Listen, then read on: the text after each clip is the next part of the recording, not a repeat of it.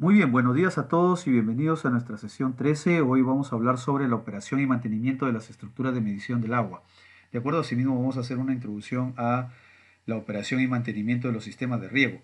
En general vamos a hablar sobre la definición de operación y mantenimiento, una introducción a la operación y mantenimiento de los sistemas de riego.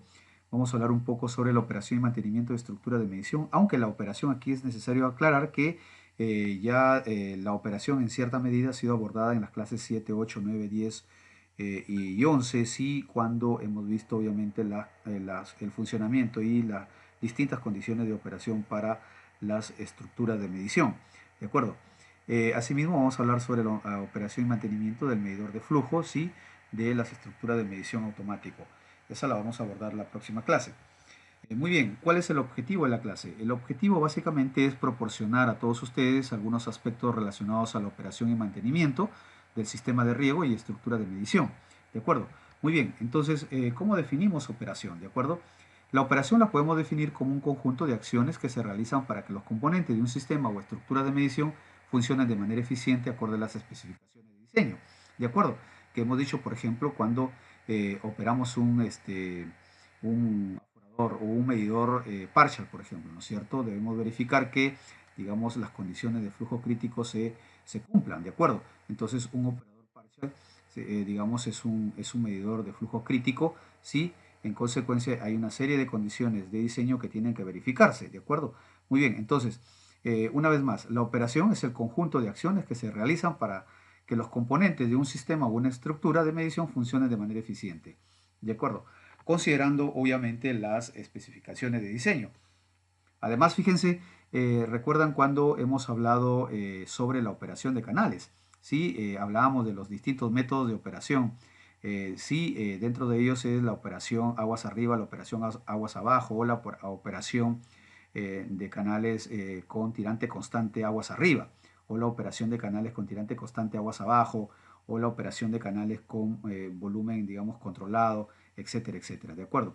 Entonces, si nosotros queremos mantener un nivel constante aguas arriba de las estructuras de control, por ejemplo, de una compuerta, necesitamos nosotros operar la compuerta así, abrir o cerrar, ¿cierto? Acorde a los requerimientos de riego y obviamente acorde a los niveles de agua que necesitamos mantener, digamos, dentro del canal o aguas arriba del canal para poder proporcionar la cantidad de agua a las distintas tomas laterales, ¿de acuerdo? Muy bien, entonces esas son reglas de operación o son, digamos, una forma, por ejemplo, cómo nosotros podemos operar ese sistema de compuertas, por ejemplo, un sistema de compuertas, una compuerta, un sistema de compuertas, etcétera, etcétera. Muy bien. Asimismo, es necesario indicar que las condiciones de operación y funcionamiento de las estructuras de medición fueron abordadas en gran medida en las clases 6, 7, 8, 9, 10 y 11. Básicamente las 7 tiene que ver con el medidor partial, ¿sí? La clase 8 con el medidor RBC, la 9 con el medidor sin cuello, la 10 con el medidor de orificio de carga constante y 11 vimos el medidor de presión diferencial y también las compuertas. Asimismo es necesario indicar que les adjunté sí, unos archivos que contienen, por ejemplo, algunos criterios para medir también el caudal utilizando vertederos, sí, y también utilizando la mira lignimétrica. Muy bien. Eh, ¿Y en qué consiste el mantenimiento? Fíjense, el mantenimiento es un proceso o es el proceso de conservar los sistemas de riego o estructura de medición en buenas condiciones para garantizar un funcionamiento satisfactorio. Obviamente que para lograr ello necesitamos implementar una serie de actividades que estén programadas y en forma periódica, obviamente. ¿De acuerdo? Bien, ahora fíjense, ¿qué necesitamos para operar un sistema de riego? ¿De acuerdo? Y aquí obviamente es una introducción general a la operación de los sistemas de riego. En resumen, necesitamos obviamente conocer cuál es nuestra infraestructura de riego. En consecuencia, necesitamos tener el inventario de la infraestructura de riego. Necesitamos conocer obviamente la red de canales, necesitamos tener cuántas presas tenemos, si hay presas, si no hay presas, las estructuras de control y medición, obras de arte, caídas rápidas, alcantarillas, etcétera, etcétera. Necesitamos saber, digamos, también el inventario de pozos, sí, de aguas subterráneas. Muy bien, asimismo necesitamos el padrón de usuarios, ¿de acuerdo? Sí, necesitamos conocer obviamente la cantidad de usuarios con que cuenta mi sistema de riego para operar el sistema. Necesitamos saber, digamos, qué condiciones tienen los usuarios, qué cantidad de área tiene cada, digamos, cada usuario, cada sector, cada subsector de riego, cada sector hidráulico, cada subsector hidráulico, etcétera, etcétera. Una vez que nosotros tenemos el inventario de infraestructura hidráulica, el padrón de usuarios, nosotros necesitamos, para operar el sistema, necesitamos desarrollar un plan, necesitamos planear el riego, necesitamos planificar el riego. ¿Y en qué consiste la planeación del riego? Básicamente en la estimación de la demanda de agua de los distintos usuarios o de los distintos cultivos localizados o que se implementarán en mi sistema de riego. Necesito también estimar la disponibilidad del agua, ¿sí? O necesita estimar la oferta hídrica y dentro de ello obviamente si se trata de un sistema no regulado o un sistema regulado, ¿de acuerdo? O en un sistema puede encontrar estas dos condiciones, ¿de acuerdo? Por ejemplo, el caso de la cuenca Jequetepeque, aguas abajo del Gahito Ciego, tenemos la zona regulada y aguas arriba de Gahito Ciego, obviamente la zona no regulada, ¿de acuerdo? Muy bien, entonces necesitamos en las zonas o en los sistemas regulados, ¿sí? Necesitamos conocer las reglas de operación del embalse, ¿de acuerdo? Necesitamos saber cuál es esa capacidad útil del reservorio, cuáles son las reglas de operación, ¿de acuerdo? Necesitamos saber cuál es esa garantía anual con la cual el reservorio puede satisfacer las distintas demandas localizadas aguas abajo. Muy bien. Una vez que nosotros hemos estimado la demanda, ¿sí? Hemos calculado la demanda de agua, conocemos ya la oferta hídrica, hemos calculado, hemos estimado la oferta hídrica, entonces podemos desarrollar obviamente un balance hídrico y también un plan de aprovechamiento de disponibilidades hídricas. De acuerdo, este plan de aprovechamiento de disponibilidades hídricas tiene que ser aprobado por la autoridad competente. Muy bien, ahora fíjense, habíamos dicho que el mantenimiento es un proceso de conservación de los sistemas de riego o estructura de medición, ¿cierto? En buenas condiciones, obviamente, para garantizar su funcionamiento y que necesitamos, obviamente, en forma programada y periódica desarrollar, realizar distintas actividades, ¿de acuerdo? Y dentro de ellas, ¿cuáles tenemos que realizar?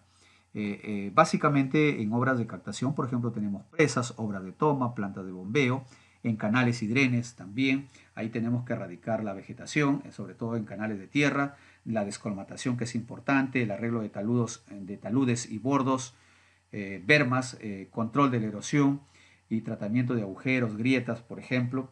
Necesitamos hacer el mantenimiento en los caminos de vigilancia, en las estructuras hidráulicas, ¿sí? En las estructuras de medición, en las estructuras de control, digamos, también en la conservación de equipos y maquinarias. Necesitamos hacer mantenimiento también a los equipos de comunicación que existen dentro de las organizaciones de usuarios, dentro del sistema de riego. Muy bien, fíjense, ahora necesitamos obviamente para desarrollar las distintas actividades de mantenimiento, necesitamos una planificación también y necesitamos obviamente programarlas. ¿Y en qué consiste la planificación de las actividades de mantenimiento? Primero, obviamente, formular, digamos, todas las actividades o identificar todas las actividades de mantenimiento y conservación. Una vez que tengamos todas las actividades de mantenimiento y conservación que necesitamos realizar dentro de mi sistema de riego, las tengo que priorizar, ¿de acuerdo? Y priorizarlas para saber con cuáles de las actividades comenzamos a inicios del año, por ejemplo, ¿no es cierto? Una vez que nosotros hemos priorizado las actividades, necesitamos evaluar los recursos, ¿sí? Tanto humanos como financieros, ¿de acuerdo? Asimismo, necesitamos evaluar el tiempo para realizar cada actividad. ¿Y en qué consiste la programación? Básicamente la programación es un proceso que involucra el tiempo, eso lo sabemos, con lo cual puede estimarse si con los recursos disponibles es posible realizar todas las actividades de conservación y mantenimiento que se han planeado dentro de los tiempos óptimos, ¿de acuerdo? ¿Qué tipos de mantenimiento conocemos? En general, conocemos mantenimientos normales, correctivos y especiales. ¿En qué consisten los mantenimientos normales? Básicamente este es un tipo de mantenimiento preventivo que se hace frecuentemente para prevenir algunos daños y mantener la infraestructura en óptimas condiciones para su funcionamiento. Los mantenimientos correctivos básicamente son mantenimientos que se hace para, digamos, para que las obras afectadas recuperen su capacidad original, ¿de acuerdo?